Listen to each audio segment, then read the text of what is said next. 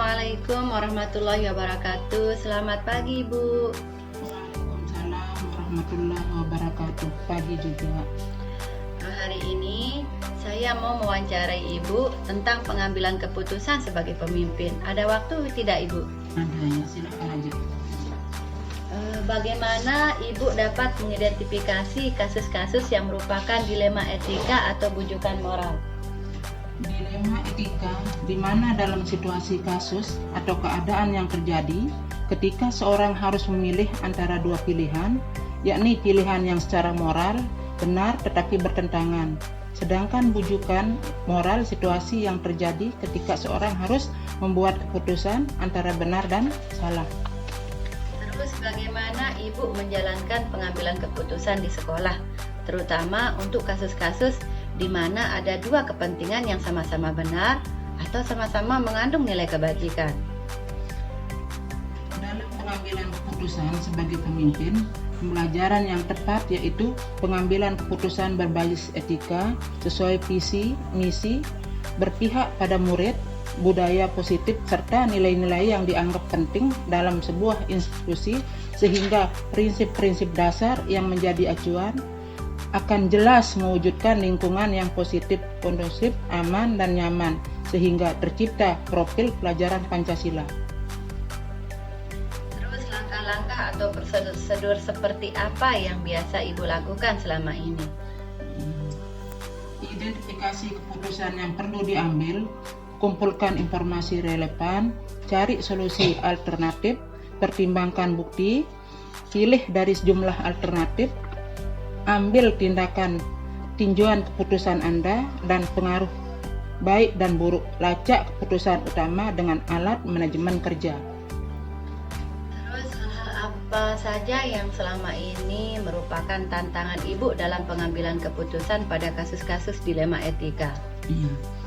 Pengambilan keputusan yang tepat dan bijak sebagai pemimpin pembelajaran akan sangat mempengaruhi kehidupan atau masa depan murid-muridnya, misalnya dengan menekankan pendidikan karakter yang terkonsentrasi dalam setiap kegiatan di sekolah dan memberikan sosialisasi laporan khusus kepada orang tua atau wali murid. Hal apa saja yang selama ini merupakan tantangan Ibu dalam pengambilan keputusan pada kasus-kasus dilema etika? Ya, perubahan paradigma dan budaya sekolah yang sudah dilakukan selama bertahun-tahun, hal ini terkadang menjadi suatu dilema karena adanya budaya yang berkembang sehingga mengakibatkan adanya aturan pasif. Terus, apakah Ibu memiliki sebuah tata krama atau jadwal tertentu dalam sebuah penyelesaian kasus dilema etika? Atau mungkin Ibu langsung menyelesaikan di tempat atau memiliki jadwal untuk menyelesaikannya? Nah, bentuk atau prosedurnya seperti apa? Proses penyelesaian suatu kasus dilema etika yakni dengan mengumpulkan informasi dan data, setelah itu baru didiskusikan dengan staf pimpinan untuk bersama mengambil keputusan secara kolaborasi dengan melibatkan banyak orang terkait dan juga dengan data-data yang relevan. Apakah atau adakah seseorang atau faktor-faktor apa yang selama ini mempermudah atau membantu Ibu dalam pengambilan keputusan dalam kasus-kasus tersebut? Faktor-faktor yang mempengaruhi dan membantu dalam proses penyelesaian masalah adalah adanya kolaborasi antara warga, sekolah, agama, sosialisasi, ilmu pengetahuan, teknologi, legislasi, serta adanya fakta-fakta atau data-data yang dibutuhkan sangat sesuai dengan kasus-kasus yang ditangani. Dari semua yang telah Ibu sampaikan, jadi pembelajaran apa yang dapat Ibu petik dari pengalaman Ibu dalam mengambil keputusan dilema etika? Untuk dapat mengambil sebuah keputusan yang tepat dan berdampak pada terciptanya lingkungan yang positif, kondusif, aman, dan nyaman, hal pertama yang harus kita lakukan adalah mengenali terlebih dahulu kasus yang terjadi. Apakah kasus-kasus tersebut termasuk dilema etika atau bujukan moral? Ya, terima kasih Bu atas waktunya. Mungkin untuk wawancara hari ini sampai di sini dulu ya. Terima kasih. Assalamualaikum Bu. Waalaikumsalam warahmatullahi wabarakatuh. Assalamualaikum warahmatullahi wabarakatuh. Selamat siang Pak Dani. Waalaikumsalam warahmatullahi wabarakatuh. Selamat siang juga. Hari ini saya mau mewawancarai Pak Dani tentang pengambilan keputusan sebagai pemimpin. Pak Dani ada waktu luang tidak? Alhamdulillah kami tidak ada pekerjaan dan sekarang sudah ada waktu luang. Terima kasih Pak. Yang pertama, bagaimana Bapak dapat mengidentifikasi kasus-kasus yang merupakan dilema etika atau bujukan moral? Ya, jadi dengan cara melihat secara langsung berbagai jenis kasus yang menjadi dilema etika atau bujukan moral dan mengumpulkan informasi untuk mengetahui jenis permasalahan yang ada agar dapat mengambil solusi dari permasalahan yang ada. Begitulah. Terus bagaimana Bapak menjalankan pengambilan keputusan di sekolah, terutama untuk kasus-kasus di mana ada dua kepentingan yang sama-sama benar atau sama-sama mengandung nilai kebajikan? Ya, tentunya dengan melihat dan mengidentifikasi aspek resiko dari kedua masalah tersebut dan mendiskusikannya dengan staf pimpinan yang ada di sekolah, sehingga dalam mengambil keputusan tidak terjadi gambling atau kebingungan. Begitu Pak.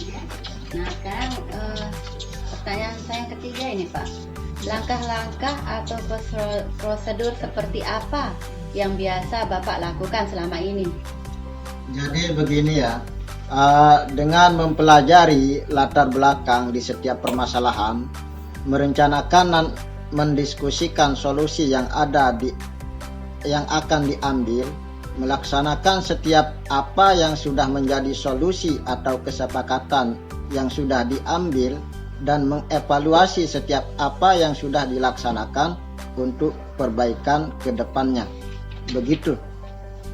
Terus hal-hal apa saja yang selama ini Bapak anggap efektif dalam pengambilan keputusan pada kasus-kasus dilema etika?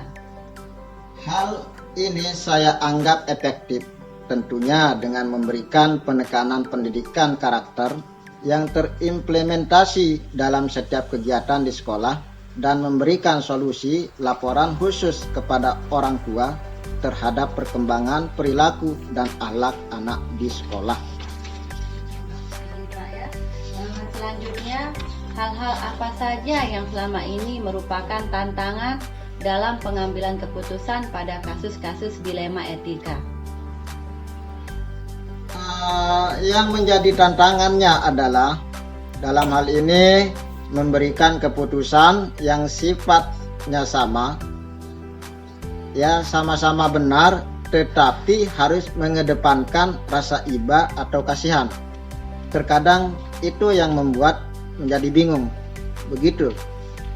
Terus apakah Bapak memiliki sebuah tata kala atau jadwal tertentu dalam sebuah penyelesaian kasus-kasus dilema etika? Apakah Bapak langsung menyelesaikan di tempat atau memiliki sebuah jadwal untuk menyelesaikannya? Bentuk prosedurnya seperti apa yang Bapak jalankan? Ya begini, jadi prosesnya yaitu tentunya dengan mengumpulkan informasi dan data. Setelah itu baru didiskusikan dengan staf pimpinan untuk bersama mengambil keputusan tersebut. Terus adakah seseorang nih Bapak nggih, Ya. atau faktor-faktor apa yang selama ini mempermudah atau membantu Bapak dalam mengambil keputusan dalam kasus-kasus dilema etika?